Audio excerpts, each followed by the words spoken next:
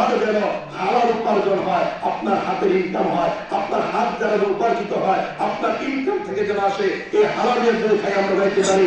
কবরে যাওয়ার সঙ্গে সঙ্গে রসুলের পাকের প্রশ্ন করা হলে, রসুলকে কাকে তুমি প্রশ্ন করো, সেই তো আমার পাগল, আমি মদিনাওয়ালা, আমি তার পাগল, আমার উম্মতকে ছেড়ে দাও, আমার উম্মতের জন্য বিছানার ব্যবস্থা করো, প্রশ্নবাদ দাও, কবরের মধ্যে জান্নাতের লেবাসের ব্যবস্থা করো। আল্লাহু আকবার, আল্লাহু আকবার। কবর আমরা চাই কি চাই না? আমরা চাই কি চাই না? এই জন্য আমল করার দরকার আছে না নাই? আমল করার দরকার আছে না নাই? এটা আপনারা কুদরাই বলছেন, বলে আমরা মাঝে মধ্যে সুদ দোষ চাই না। এই বোঝা গেছে আপনারা কি আছে বসা আছে। আমি কয়েকদিন আগে এই সপ্তাহের মধ্যে আমি একটু দূরে মাহফিলে গেছিলাম। তার কোনো মুসলমান খ্রিস্টান বানালেন, এমনিকার সব কি বেড়াও, খ্রিস্টান নাকি বেড়া।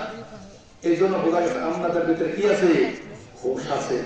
যে হোশ তারে বলা হয় মানুষ। আল্লাহু আকবার বলেন না, আর বলেন আল্লাহু আকবার। এই হোশটাকে যদি আমরা যাইতে পারি তাহলে ঈমানটা মরণকালে নসিব হবে, ঠিক নেই?